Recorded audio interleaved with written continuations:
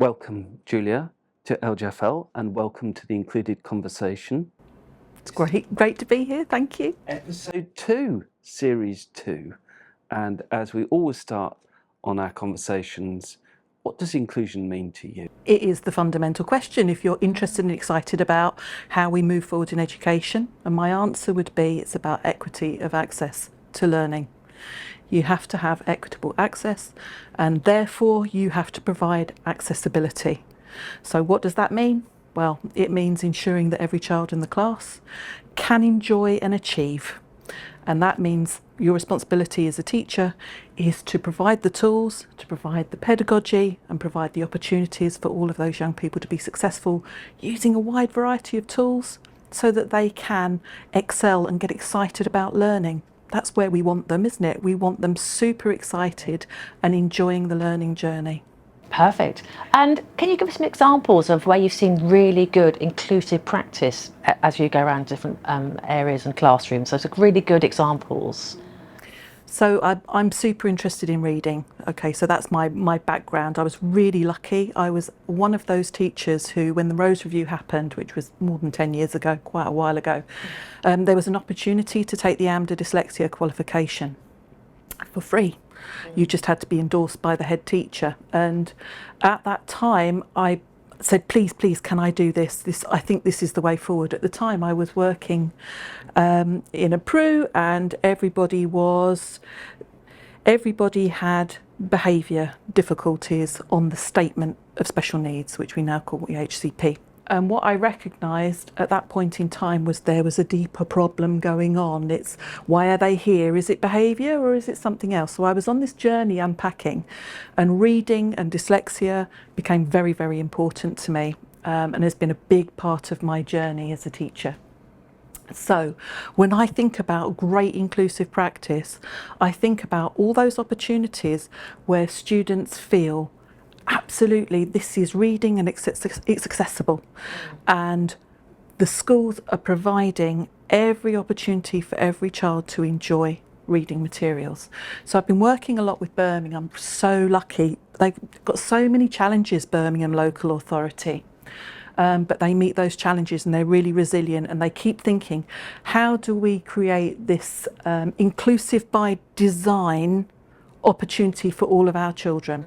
So working with the SEND, the pupil services team, the practice teams there, I've been having the opportunity to go into lots of schools and talk to teachers about, how do you do this? How do you unpack reading? Birmingham have really had a focus on dyslexia, and if you get dyslexia right, then you get reading and learning support right for every child in the classroom, not just you open up that window for all of those children to achieve. And through this journey, I have been into some amazing schools where just simple strategies have been in place, like, for example, reading time at primary school every day. All the teachers have a short reading time, or all the teachers are involved in taking groups and listening to children read, and opportunities to hear what the teachers feel about reading and the books that they're enjoying.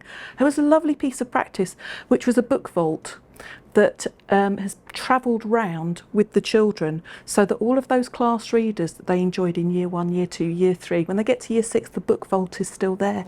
Can open the chest and they can go back and look at these friends, those books that they enjoyed at earlier years. So it's really putting that love of reading at the centre of that classroom, and ensuring that the tools that are required to support the reading are there too. So one of the really interesting things that has been happening in Birmingham is the introduction of a literacy toolbox. So this is an idea that came out of the British Dyslexia Association inquiry into dyslexia, what can be done in schools. A huge report, really interesting findings. One of the recommendations was the literacy toolkit, because it was recognised that here you have got a fantastic box of goodies, of tools, really simple, low, mid-tech tools, in any classroom, in any situation where people can dip in, take the tools that they need. So Birmingham have taken this on board. They've developed their own literacy toolbox idea. They're now in many of those schools in Birmingham. The idea is flourishing. There are some great resources that I'm sure we can signpost for you on where to get information about literacy toolbox. where there are demonstrations of what's in the box, how to use them, and the pedagogy behind their use. But essentially what you are doing is, through the use of really simple tools, inspiring young people to grab the things that they need so that it can support their reading needs. So whether that be something dead simple, like, I don't know, something that helps you turn the pages that you put on your finger, like a money counter, super low tech stuff. But actually, if you have got some dyspraxia, reading and turning pages in a book might be tricky, so you can grab that. You haven't got to have a conversation about it. You can just go into that box, take the thing that you need. So Julia, just to be clear, are we talking about a physical box? Yeah, physical box. Just talk us through this. Yeah. What does it look like, and where's it come from, this idea, and what's inside of this box, and is it just literacy? Okay, so Literacy Toolbox it came out of an idea when I was teaching at a primary PRU. And I had an idea that I wanted to get my young people to choose tools that they wanted to explore, that I wanted them to explore, to get them on the journey of thinking about how do I, without having to ask for things, because those children notoriously don't want to be given the thing that I give them. They want to explore, they need the choice. So I had what I called a boom box at the time. And I would say, oh, you can open the boom box, you can use anything in the boom box today. And I had a range of low and mid-tech tools, so talking tiles, the programmable ones where you can record your story or your sentence starter or whatever in. If you want to use that, you can use coloured overlay. So the children were going into this box, and I was realising that it was opening up conversations, the kind of conversations you wouldn't normally have. So I had one child who grabbed a coloured overlay just to explore it, put it on the work, the book that we were reading, and said, "Miss, the words aren't crawling off the page. Don't understand. Is this normal?"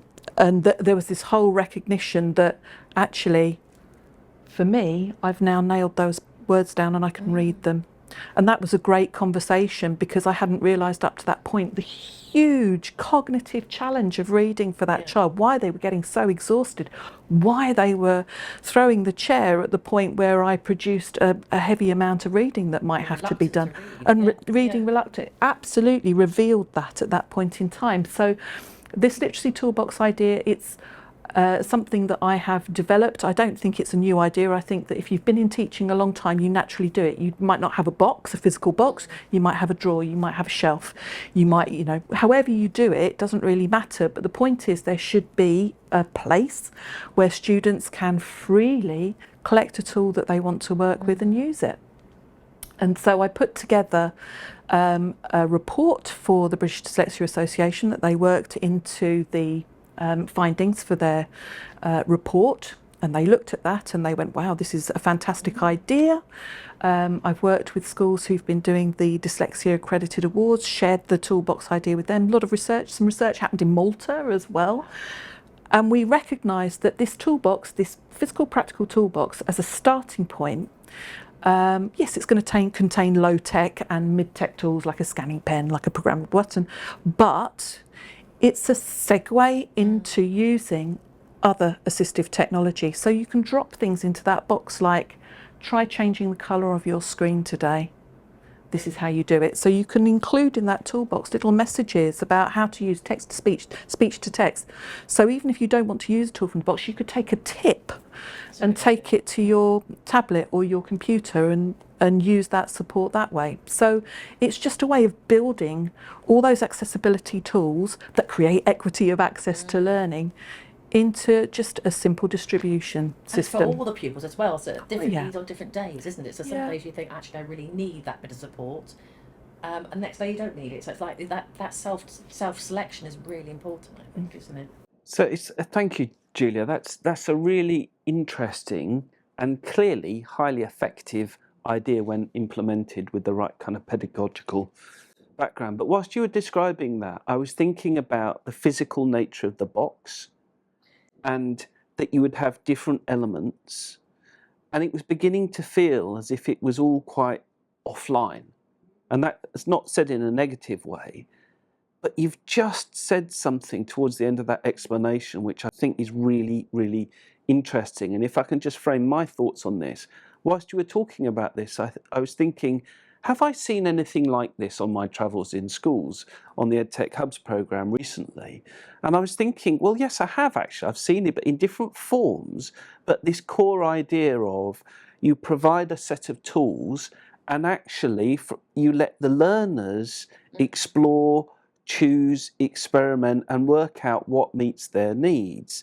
And a couple of examples come to mind. It's fantastic work at Broadcliff Primary School in Devon, where I'm thinking of their Year 6 enterprise project where they fully resource all aspects of their curriculum. But I'm thinking about their enterprise project where they look to work externally with the school. But that's quite an ask for Year 6 pupils. How can you do that? Well, you've got to support that. You've got to equip them with all sorts of tools, and they are one-to-one on-demand ratio with their WIM books, and in Year 6 they've built that up so they've got those tools. But I also think about some of the experiences I've had in the last year working with the Leo Academy Trust in relation to their PedTech Impact Report. And when I was filming for the companion video portfolio that goes alongside that report, where I filmed all of the key senior leaders and the classroom practitioners that were involved in that report, I remember seeing consistently in their classrooms their use of online platforms such as ThingLink. And there seems to be a great similarity here with this idea of you've got a box there, that you've got all sorts of tools that are available, but ultimately for the learner to choose what's right for them. And I've seen this brilliantly done at Leo with their use of ThingLink, where I've stood there, okay, I'm filming, but I've stood there and I've watched detailed exposition of framing and setting up the task. And then this amazing ability of the entire class just going, okay then, and off they go. And you just think, I've been in so many classrooms where I'm filming that and the teacher finishes and the first thing that happens is whoosh, hands go up. Because it wasn't enough for some learners. They weren't able to access that task. But it's a very interesting dynamic, because I think your literacy box idea has got a lot more to it than I'm even articulating here. And that thing that really I thought was interesting was a little bit of paper with some tips on that actually can relate to whatever, but that's where the online bit comes in. And a lot of the work that I'm doing when I'm helping schools get their head around how to effectively implement EdTech, there's this balance between, should we go fully digital, and does it all need to be one-to-one, or where's the transition point? And this seems to be a lovely approach of a bridging approach between offline tools, physical, the need to touch and feel and have things in your hand that you can control, and developing all of those motor skills and other skills. But it's really sophisticated in how that also can bridge across. Little message, did you use the coloured overlay? Let's find out how to change the colour of your screen. That link. Couple of words, instruction, away they go. Instantly empowered. And I think the reason I thought it was such a great tool was because those children who desperately need the thing, they're never going to use it if you put it in their hand, are they?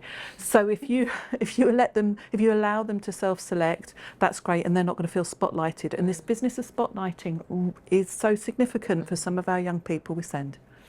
They're not going to want to be the only person using that tool, or they're not going to want to use a tool that other people don't understand.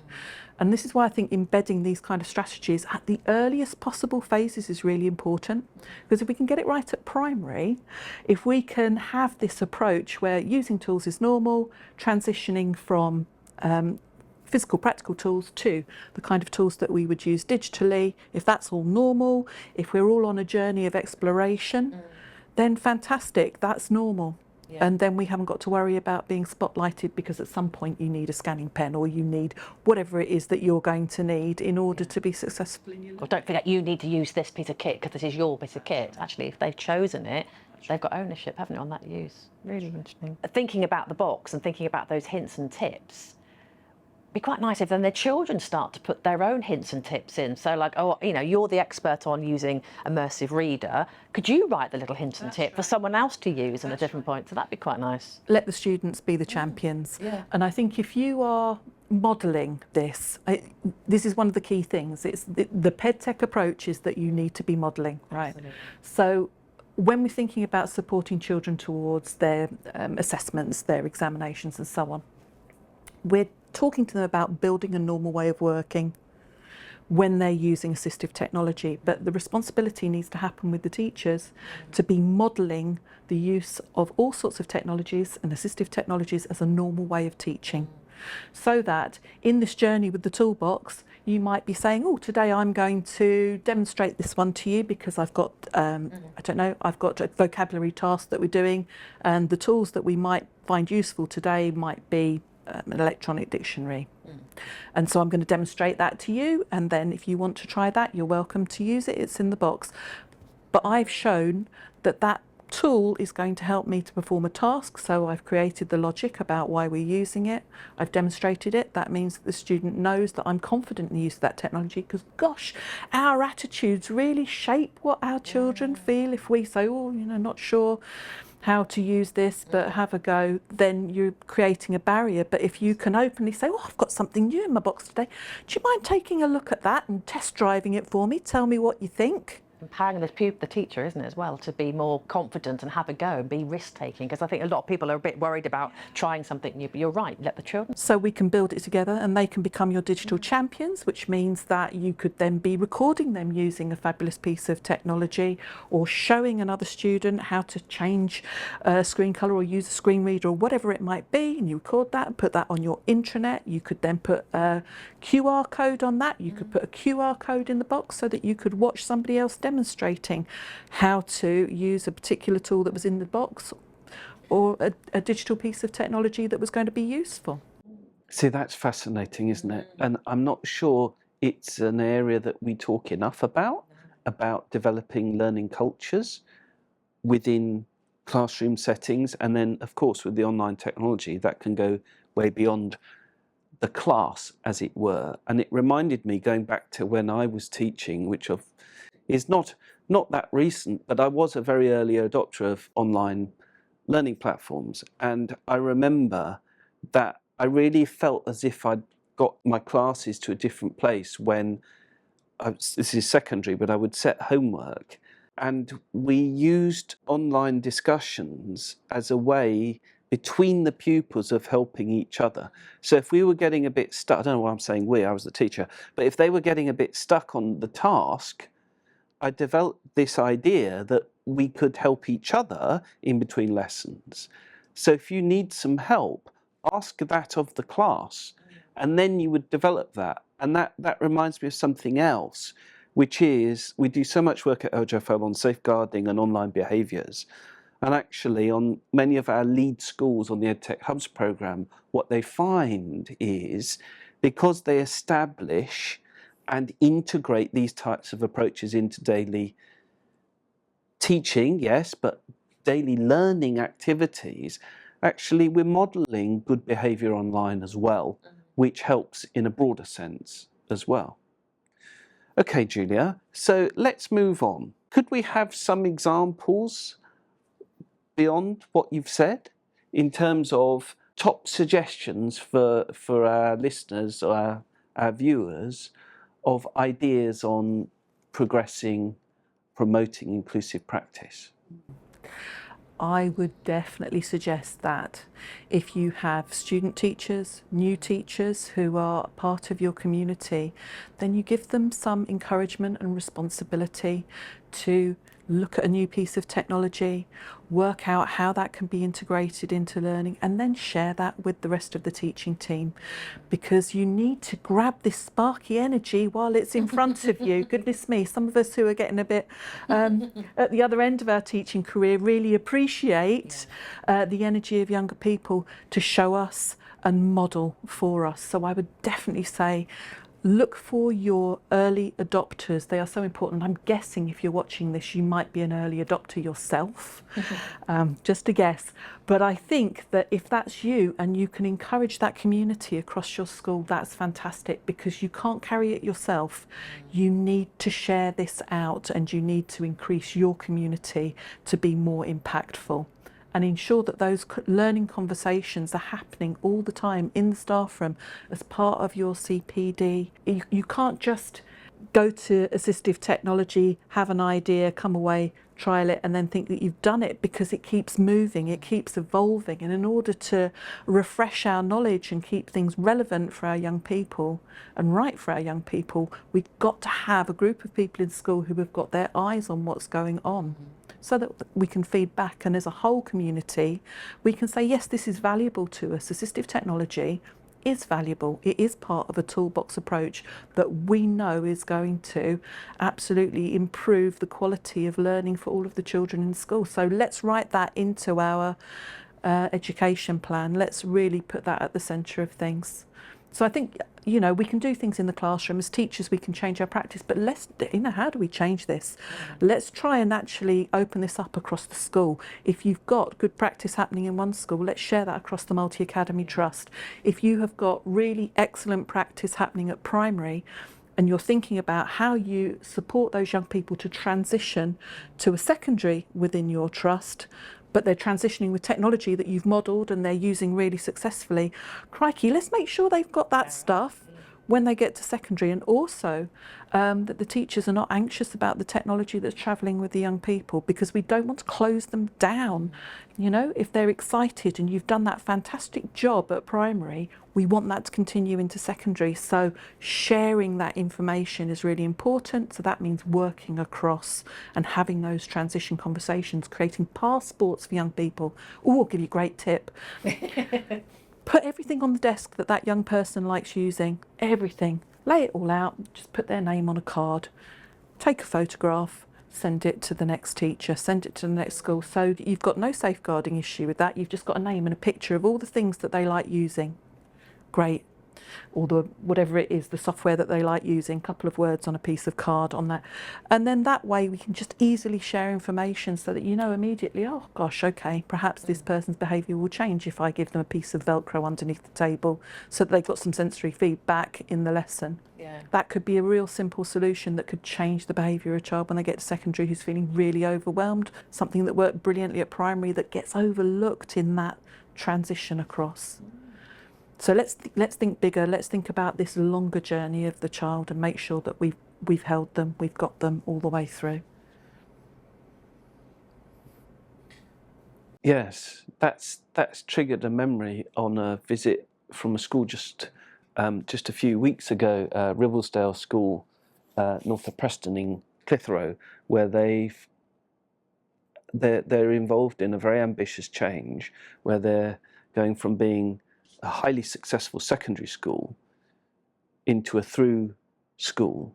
So it's not on the same site, but they've got a primary school that's being built, and I was lucky enough to visit the primary school, and it's one of those classic situations where they've got a very small number of children in the first class, and it's going to take several years for it to come through. But that's really interesting, because that idea of transition, which in my experiences suggests we still have got quite a lot of challenges, let's say, surrounding that transfer of how a child may be very well supported and very comfortable with how their approach to learning, and then it not necessarily them being able to flourish at secondary, because all the systems are different, the technology is different, and to be honest, too often teachers' indifference to what worked well for the child previously, because that's not the way that we do it here. So it was really interesting to be in a highly successful secondary school and listen to their thoughts on how are they going to, because it's out of their area of expertise, to go into primary. But what was particularly interesting was hearing about their subject specialisms and their willingness at departmental level to have input in and develop the curriculum in a primary context. That's not a conversation I often get to overhear, but knowing their command of technology and their deeply inclusive approach, because they're one-to-one for all of their students in the secondary, it's going to be really interesting to see how that comes through. I think we could eliminate the dip between primary and secondary with a strategy of providing opportunities to have this sort of through curriculum so that you feel that you're already on familiar ground when you get to secondary, but also all of this good stuff that we do as teachers when we're holding those children secure. We absolutely know them.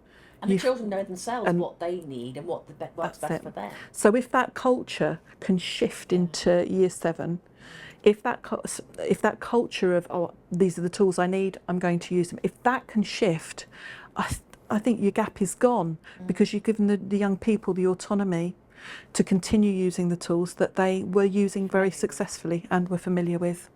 So it's a big piece of work. I recognise it's difficult, but I think technology can help us bridge that gap if only we can communicate more effectively what has been successful with that young person and give them the power to be able to articulate it themselves, confidently say, actually, this is the tool I need to be successful. Will it be there when I get to secondary? Yes, it will, and you will be allowed to use that, not a problem. Let me just pause. I've got to reset the back camera. Sure. Can't do more than half an hour. This is fantastic. Thank you. Really good. Right. So, what do you think are the benefits of mainstream teachers impacting on SEND provision, and vice versa? The sort of like the sort of that cohesion between mainstream and SEND, and what teachers can learn from each other. Do you think there's an opportunity there, or do you think that's going to be a challenge? Completely. Yeah. And I think people who get drawn into SEND tend to think very creatively, because you've got to, because the young people force you to have to think creatively, and you know that the first solution you provide may not work, and you may have to provide other solutions in order for that young person to feel successful, which means that within your sphere you are probably trying and finding lots of different, your mind's open, you are feeling flexible. And this flexibility is something that we can all learn from. I think we kind of got into a bit of a model where we're quite protective. We like to teach the way we like to teach. We like to use the tools we like to that we enjoy using ourselves. And actually, if we start working with those SEND departments, they can just open up opportunities for you to be creative and explore things that will perhaps reinvigorate your passion for your subject and your enjoyment for those teaching materials you may have been teaching for a long time. So, for example, there is a wonderful classics teacher that my son has had recently, and she has gone down the universal design for learning route because she's recognised that the children who've come to the class, wide range of backgrounds, wide range of experiences, perhaps no experience of learning classics at all, and therefore she will set assignments that might be create something in Minecraft that will represent the pantheon of the gods, or create a story, create a rap, whatever it might be. She is really happy for those wide range of responses to be received, and that's perfectly acceptable. And I think that's great because she's got that creative, flexible thinking. She shares it across the whole group. Everybody gets that learning reinforced in different ways. Everybody's feeling stimulated. She clearly enjoys her subject, totally passionate about it. And I just think, wow, if everybody could bring that level of passion to the classroom, those are the teachers that I remember. They're the ones who grabbed you, they pulled you in, they were sparky, and they allowed you to be creative. And so I think that within SEND, you've kind of had to solve problems that perhaps are now happening in mainstream, that perhaps, okay, we didn't have to manage these problems previously, now we've got to manage these challenges that we didn't have before. What do we do about that? And so your SEND department can be saying, well, we've been exploring this. Here's a range of brilliant tools that you can use. How about using this creative approach? What about a universal design for learning approach to producing the outcomes so that your young people can flexibly produce a response? And I think that's where it's at. So that's how I think SEND can impact on mainstream. It's because you've got this inclusion by design that we're always thinking about within SEND. Let's move that into mainstream. We've got to, because by 2025, we know that a quarter of young people in schools are going to have specific differences that have got to be accommodated, and that curve is only going to accelerate. So we know that we've got to adopt different practices that will enable every young person to be included. And I was going to say as well, that classics teacher who's being quite, brave in a way, isn't it? I wonder if that's impacting any other teachers in that school. Anyone going, oh, actually, I'd like to have a little go there. Is she or he or she having influence across other departments, do you think? She is, certainly is, because she's bringing in guest speakers. She's enabling people to see opportunities by using online resources, and there's a little bit of a murmuration going on, you know. Ooh, this is working. She's getting fantastic results. The kids are really engaged. They love that subject. What's she doing right? And certainly from what I've seen across the EdTech Hubs programme, the contribution from our lead schools that are from a SEND context, it's outstanding. And just thinking about, I was speaking briefly about Ribblesdale School, and they've worked very, very closely with High Furling, an absolutely outstanding special school in Blackpool. And I know from my repeat visits to High Furlong that we've also got fantastic lead schools that, such as Exling Primary in Newmarket, that have developed their own Key Stage 1 SEND unit on site, and the benefits that's brought to the rest of the school has been remarkable. We've got case studies on LGfL showing that. And then with Whitefield Primary in Liverpool, for example, that are a mainstream primary, but complex needs on many of the children going to the school, and their inclusive practice is not just amazing just to see, and you can see the impact, but it's their positive and generous contribution into the programme of sharing that practice and the things that we can learn. I know that I've learnt so much from the EdTech Hubs programme working with the SEND expert practitioners. I mean, I was at High Furlong a few weeks ago, and I was capturing the achievement of Key Stage 4 pupils that had been exploring a robot, and I don't know the game Boccia, but they were really, really into it. It was fantastic to see that the pupils weren't just thinking about the coding, they weren't just thinking about the robots. I love their real-world application of, they were getting the robot to help play the game, because some of the pupils in their class were in wheelchairs with restricted mobility, so the robot was facilitating their participation. And I think that, you know, there's a lot for us to learn, regardless of our context, whether mainstream, primary, secondary, whatever, from learning from this, as you say, deeply creative approaches to meeting the needs of learners. So Julia, are you optimistic for the future in terms of inclusion? And I don't know whether it's about the direction of travel, or where are we going? Are there reasons to be cheerful? I think you can only be optimistic if you put the work in. Yeah. And that's the bottom line. So if we put the work in to ensure that our inclusive practice is good, the future's going to be great. If we can share the message, if we can ensure that all teachers are engaged in this journey with us, equity of access, inclusive approaches, if we can get everybody on that journey, yeah, let's be optimistic. I think if we can get, certainly at primary level, a better understanding of accommodations that can be used to support testing, as I don't think that's working at the moment, because there's not enough teacher knowledge about, you can use these tools in these assessments, that's fine, it's normal way of working, go ahead and use them. I think that's a really big piece of work that needs doing, actually, because we are disenfranchising lots and lots of young people from achieving and seeing their success at that level. So yeah, there's work to be done, certainly. But if we can get that work done, if we can communicate with the people who have the power to change the testing processes and the kind of accommodations and the knowledge of teachers around what can be used, I think then we can be optimistic. But there is a big piece of work around that. But I think if you are the early adopter, and if you within your schools are encouraging and envisioning this for everybody else coming on the journey, yeah, we've got every right to be optimistic because you're putting in the work now. In a record. Okay.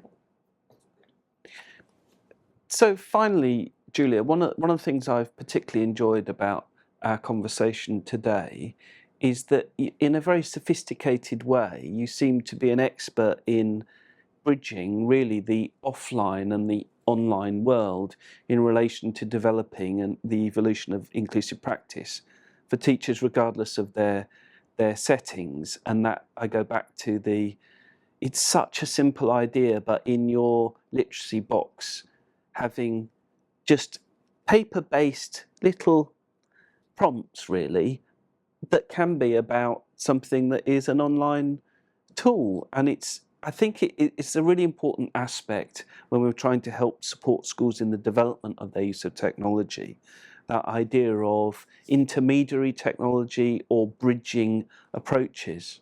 Yeah. So we talked about all those easy low-tech things which anyone can use and will feel confident to use. Teachers too, they'll feel confident in exploring them. But those intermediate, those sort of mid-tech tools that can easily go into the box include things like a scanning pen. And a scanning pen's a really nice digital bridge because it will read the text aloud for the student, which is great if you have reading time and you're still using paper. And paper still does happen in schools. And actually, do we really want children looking at digital stuff all the time? Should we be providing a variety of resources? I think so. I still think we should be. So the pen can provide that immediate reading support required for a learner who may just want to read the room. They may want to read the working wall. They may want to engage in a game that's got questions involved. So that will give them the support instead of having to have the TA support. So it would create independence. But you can also plug these in. And where you have plugged in the pen, a cursor will flash. Doesn't matter which application you've got open, as long as you've got a cursor flashing.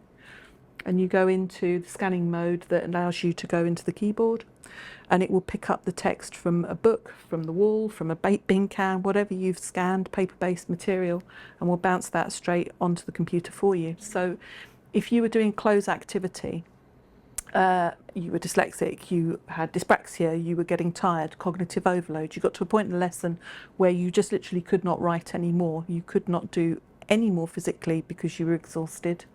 You could take a tool from that box, scanning pen, and then that would enable you to scan those words in, so you wouldn't necessarily have to type it or handwrite it. You could drop the words in by picking the words up that you needed, and they'll go into the spaces where you want those words to go. So you've got this idea of a bridge where you can create research, you can use a wide range of sources and then get that into the digital format. And I think that's helpful because we're not completely in a digital world yet. We still have paper-based resources that are useful, and I think it would be a shame to take that opportunity away completely from education. And I recognise we're moving into a digital world, but while we've still got paper, we will have young people who will feel the benefit of reading support independently. So there's part of this bridge across. So within this toolbox, I think anything that opens the door to take you into a digital world is helpful. The pen will do that. Little QR codes that will take you onto a tablet that would give you a demonstration will do that. Small set of instructions that will enable you to understand, text to speech, speech to text. Gosh, you could help hundreds of children just by adopting that practice in your classroom and making that available. These are the segues where, particularly if you are not a confident teacher around technology, you've got a doorway through, and the children will help you. They really will. And your early adopters as well. Children's experts. Julia, it's been fantastic having you here today. Thank you so much for all of your input there. So many practical suggestions that help us all on that transition towards more online approaches to meet the needs of learners. Thank you so much. You're welcome. It's been a real pleasure. Can I do a real quick plug for the NASON Mini Guide? So, along with a lovely chap from Barton, Miles Pilling, we wrote a mini guide for assistive technology. So if you're a member of NASON, it's free to join. They have lots of really great guides that are free. You can download them. So example might be Girls with Autism. So last year, we finished writing the Assistive Technology Mini Guide. It is a roadmap. If you are totally unfamiliar with how to implement assistive technology, if you're not sure what technologies might, across the four broad areas of need, what might be useful, there's signposting in this digital booklet so it can take you to appropriate places where you can research. Because we find that some Senkos just don't know where to look for or what might be an appropriate piece of technology or a tool. So this little guide, which is free for you, you can just get some really helpful signposting and some great ponder points for you to think about. Actually, at what point are we at in the implementation of assistive technology at school at the moment? What can we do to move us along in this journey? So I would encourage you to have a look at that and have a look at all the other guides from NASON as well.